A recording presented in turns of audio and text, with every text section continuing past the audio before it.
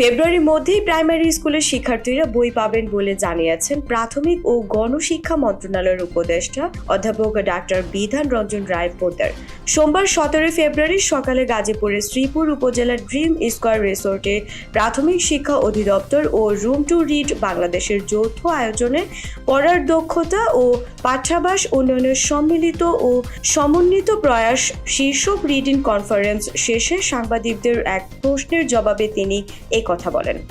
ইংরেজির নতুন বছরের প্রথম দিন উৎসব করে পাঠ্য বই বিতরণের রেওয়াজ থাকলেও এবার দেরিতে টেন্ডার ও বিভিন্ন সমস্যার কারণে ফেব্রুয়ারির মাসের অর্ধেক শেষ হলেও শিক্ষার্থীরা অর্ধেক পাঠ্য বই হাতে পায়নি।